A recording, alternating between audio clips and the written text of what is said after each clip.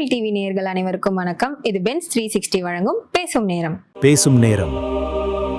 Connecting you with medical experts. கர்ப்பப்பையில வர பிரச்சனைகள், அதாவது PCOS, அதெல்லாம் பத்தி நேற்று டாக்டர் கிட்ட கேட்டு தெரிஞ்சுக்கிட்டோம். ஆனா கர்ப்பப்பையில அது மட்டும் தான் பிரச்சனையா வருமா, வேற என்ன பிரச்சனைகள்லாம் இருக்கு அப்படின்னு நீங்க சொல்றது எனக்கு கேக்குது. ஸோ கர்ப்பப்பையில வர வேற பிரச்சனைகள் என்னென்ன, அதெல்லாம் இன்னைக்கு டாக்டர் கிட்ட கேட்டு தெரிஞ்சுக்கலாம். குறிப்பா ஃபைப்ராய்டு கட்டிகள். Hello doctor, welcome to our show. Thank you, happy to be a part of the show. Doctor, இப்போ நேற்று நம்ம நீர்க்கட்டி, அதான் PCOS பற்றி பார்த்தோம். ஆனால் இப்போ இருக்க யங் ஜென்ரேஷன், அதாவது எங்களை மாதிரி காலேஜ் கேர்ள்ஸ், அவங்களாம் என்னென்னா அடிக்கடி இப்போலாம் சொல்கிறாங்களே எனக்கு PCOS இருக்குது அப்படின்னு சொல்கிறாங்க. அது ஒரு ப்ராப்ளமாக இருந்தாலும் என் சிஸ்டருக்கு இந்த ஒபிசிட்டி, நீங்கள் சொன்ன சிம்டம்ஸ்லாம் இருந்துச்சு, ஒபிசிட்டி, ஹேர் ஃபால், அந்த மாதிரி சிம்டம்ஸ் இருந்தபோது நாங்கள் தைராய்டுன்னு நினச்சோம். சில பேர் அதே மாதிரி தான் PCOSனும் தைராய்டும் ஒன்று நினைப்பாங்க. ஏன் நானே அதே மாதிரி தான் நினச்சேன். இது ரெண்டும் ஒண்ணா இல்ல வேற வேறையா? இந்த கேள்வி எல்லா பேஷண்ட்ஸ்க்குமே இருக்கு. என்கிட்ட கன்சல்டேஷன் வரத்துக்கு முன்னாடியே தைராய்டு ரிப்போர்ட்டோட வருவாங்க. மேடம், என்னோட பொண்ணுக்கு இல்லைன்னா எனக்கு பீரியட் ரெகுலராக வரமாட்டேங்குது, தைராய்டு இருக்கான்னு பார்த்து சொல்லுங்க அப்படின்னு சொல்லி அவங்களே செல்ஃபாக டெஸ்ட் பண்ணி கொண்டு வருவாங்க.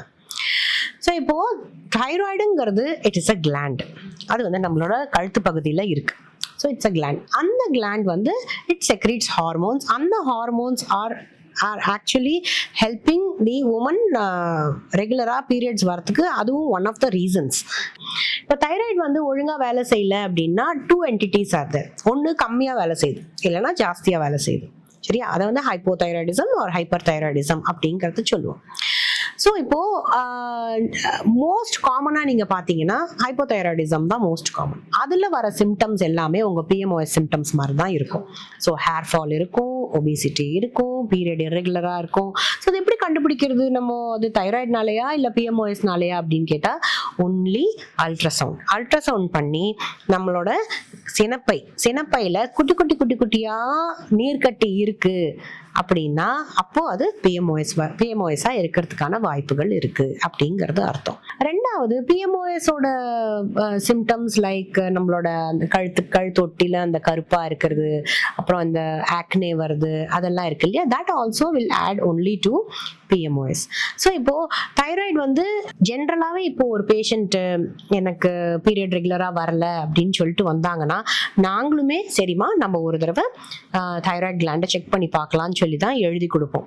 பீரியட் ரெகுலராக வரல ஆர் பீரியட் தள்ளி போச்சு அப்படின்னா அதுக்கு ஒரு சில ரீசன்ஸ் இருக்கு, ஒரு சில காரணங்கள் இருக்கு, ஒரு சில பாயிண்ட்ஸ் இருக்கு.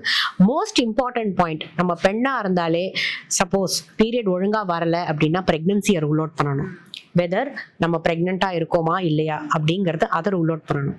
ரெண்டாவது, நம்ம தைராய்டு கிளாண்ட் ஒழுங்கா வேலை செய்தா இல்லையாங்கிறத ரூல் அவுட் பண்ணணும்.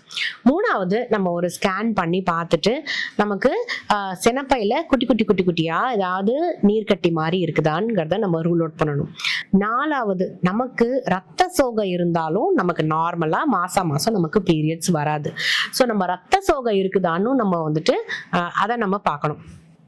அஞ்சாவது, ரொம்ப ஒல்லியா இருந்தாலும் இல்ல ரொம்ப குண்டா இருந்தாலுமே நமக்கு பீரியட்ஸ் ரெகுலரா வராது. சரிங்களா? So these are and most important thing. ஆறாவது பாத்தீங்கன்னா இப்போ நிறைய இந்த எக்ஸசைஸ் ஃப்ரீக்ஸ் நிறைய பேர் இருக்காங்க.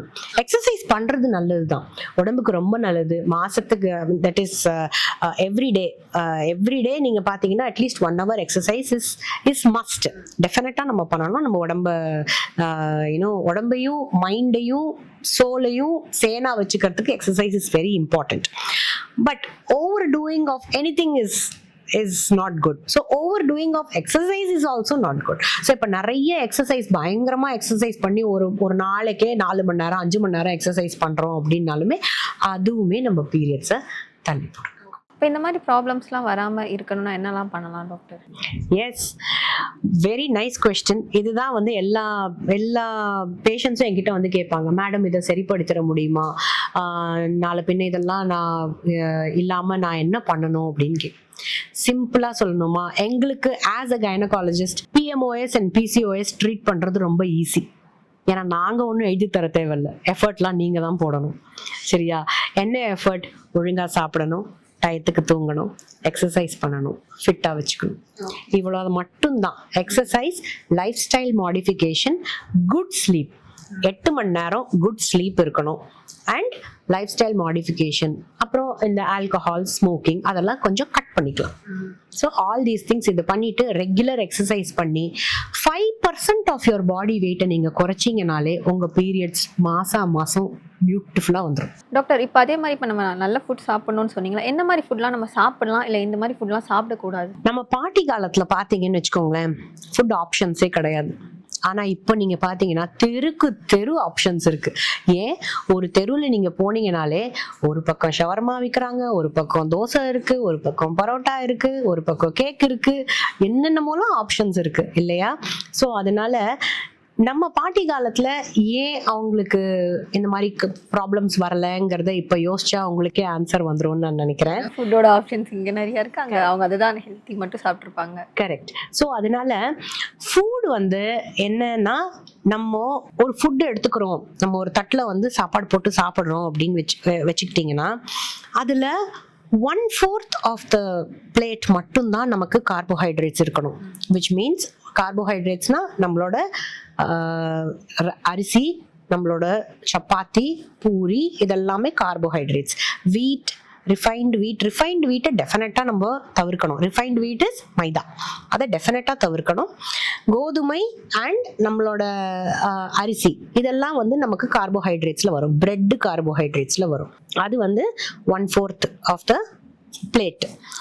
மிச்சம் இருக்கிற நீங்கள் ஹாஃப் பிளேட்டில் நீங்கள் பார்த்தீங்கன்னா அந்த மிச்சம் 3/4 நீங்கள் வந்து ஒரு ஹாஃபாக பிரிச்சுக்கிட்டிங்கன்னா ஒரு ஹாஃபில் வந்து நம்ம சாலட்ஸ் எடுத்துக்கணும்.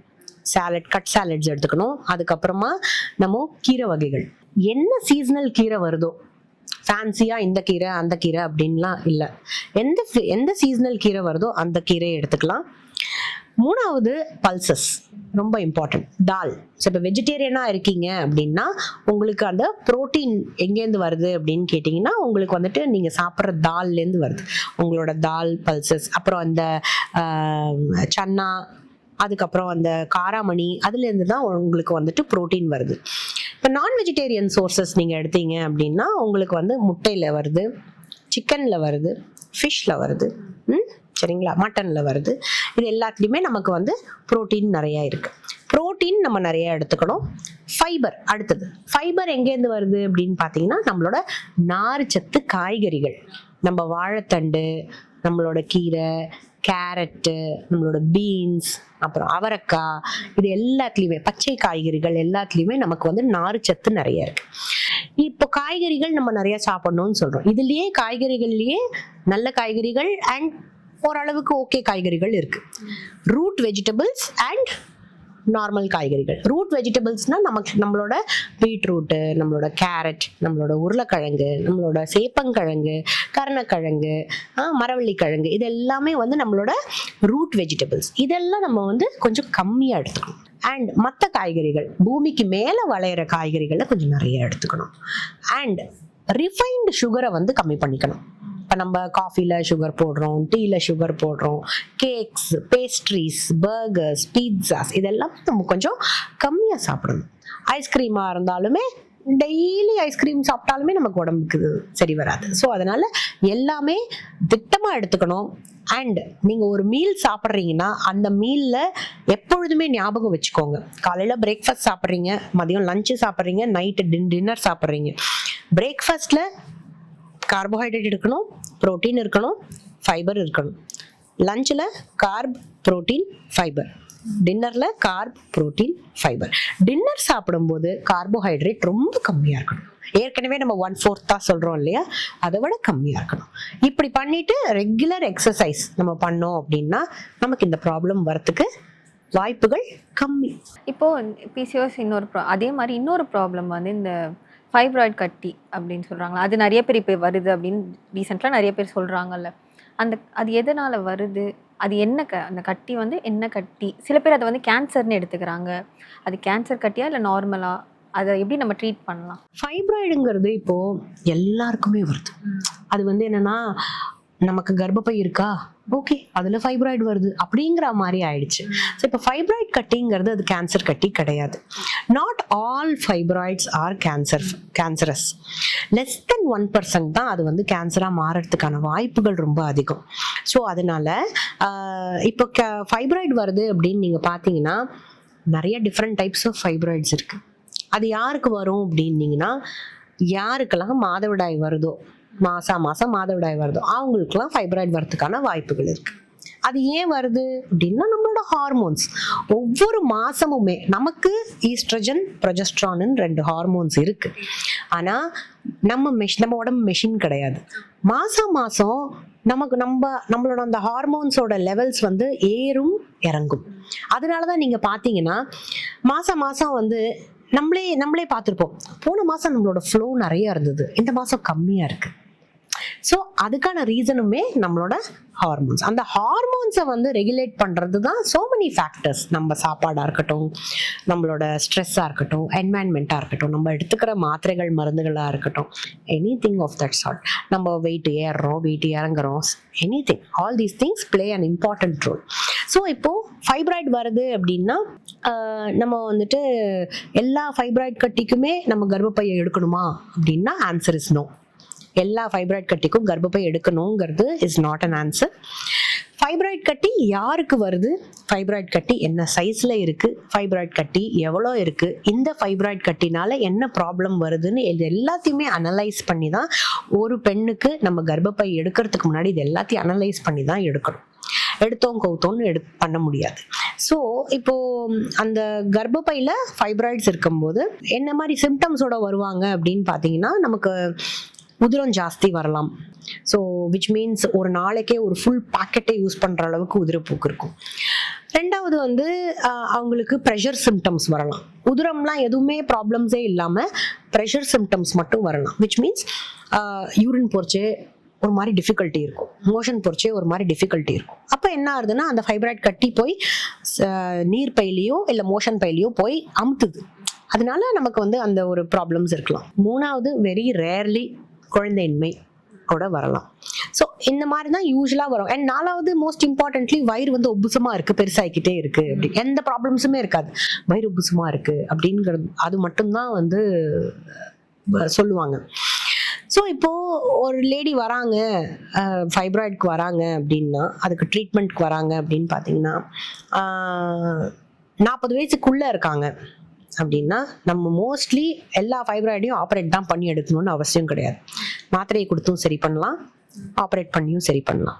சின்ன கட்டியாக இருந்தால் மாத்திரையை கொடுத்து சரி பண்ணிடலாம், பெரிய கட்டியாக இருந்தால் ஆப்ரேட் பண்ணணும். ஸோ அப்போ ஆப்ரேட் பண்ணும்போது 40 வயசுக்கு கீழே இருக்கிற பெண்மணிகளாக இருக்காங்க, இல்லை நான் இன்னும் கொஞ்சம் குழந்தை பெற்றுக்க போகிறேன்னு நினைக்கிற இந்த பெண்மணிகள் இருக்காங்கன்னா கட்டியை மட்டும் எடுப்போம். இல்லை எனக்கு ரொம்பவே அது கட்டி எடுக்க முடியாத நிலைமைக்கு, இல்லை ரொம்ப நிறைய இருக்குது, உதிரப்போக்கு ரொம்ப ஜாஸ்தியாக இருக்குது, அண்ட் ஃபேமிலியும் கம்ப்ளீட் பண்ணிட்டாங்க, 45 வயசுக்கு மேலே இருக்காங்க அப்படின்னா அப்போ கர்ப்பப்பை எடுக்கிறதுக்கான ஆப்ஷனையுமே நாங்கள் கொடுப்போம். நாங்கள் டாக்டர்ஸை நாங்கள் ட்ரீட் பண்ணாலுமே நாங்கள் அவங்களுக்காக டெசிஷன் எடுக்க முடியாது. we will give them ஒரு அந்த கேஃபட்டேரியா அப்ரோச்சுன்னு சொல்லுவோம். இப்போ நீங்கள் ஒரு ஹோட்டலுக்கு போறீங்கன்னா என்ன இருக்குன்னு கேட்டிங்கன்னா இட்லி, தோசை, பூரி, பொங்கல் சொல்கிற மாதிரி இதெல்லாம் ஆப்ஷன்ஸ் இருக்குது. உங்களுக்கு என்ன வேணுமோ நீங்கள் எடுத்துக்கிறீங்க இல்லையா? அதே மாதிரி அவங்க எடுக்கிற அவங்க சொல்கிற அந்த இது நான் எடுத்துக்கிறேன் அப்படின்னு சொன்னாங்கன்னா அது ஒருவேளை தப்பான டெசிஷனாக இருந்தால் நாங்கள் கவுன்சில் பண்ணுவோமே வழிய அவங்களுக்காக நாங்கள் எடுக்க முடியாது. டாக்டர், நீங்கள் வந்து கால்சியம் டேப்லெட் வந்து எசென்ஷியல் சொன்னீங்கல்ல, பட் ஆனால் கால்சியம் டேப்லெட் அதிகமாக சாப்பிடக்கூடாது, ஏன்னா அதனால கிட்னியில் ஸ்டோன் வரும் அப்படின்னு சொல்லுவாங்க. அது உண்மையா? அது கம்ப்ளீட்டா உண்மை கிடையாது. ஸோ இப்போ கால்சியம் டேப்லெட் சாப்பிட்றதால கிட்னியில் ஸ்டோன்ஸ் வர்றது கிடையாது. கிட்னியில் ஸ்டோன்ஸ் ஃபார்ம் ஆகிற தன்மை இருக்கிறவங்களுக்கு கால்சியம் டேப்லெட்ஸ் ரெகுலராக கொடுக்கக்கூடாது. ஸோ அந்த மாதிரி ரெகுலராக இருந்தாலுமே இப்போ அவங்களும் கால்சியம் டேப்லெட்ஸ் எடுத்துக்கணும். ஸோ அப்போ அந்த மாதிரி பேஷண்ட்ஸ்க்கு நாங்கள் என்ன சொல்லுவோம், 3 மாதம் எடுங்க, 1 மாதம் ஃப்ரீ ரெஸ்ட் கொடுத்துருங்க, திருப்பி 3 மாதம் எடுங்க அப்படின்னு சொல்லுவோம். பட் கால்சியம் டேப்லெட்ஸ் டெஃபினட்டாக எடுத்துக்கலாம். ஒவ்வொரு பெண்ணும் சந்திக்கிற ஒரு பிரச்சனைனா மேனோபாஸ், அதாவது அவங்களோட பீரியட்ஸ் நிற்கிற ஸ்டேஜ். அந்த நேரத்தில் ரொம்ப ஸ்ட்ரெஸ் ஆவாங்க, ஸ்ட்ரெஸ்ஸோட நிறைய உடல் உபாதைகளையும் சந்திப்பாங்க. அந்த நேரத்தை சந்தோஷமாக எப்படி ஹேண்டில் பண்ணுறதுன்றதை நாளைக்கு கேட்டு தெரிஞ்சுக்கலாம். மறக்காமல் மிஸ் பண்ணாமல் பாருங்கள்.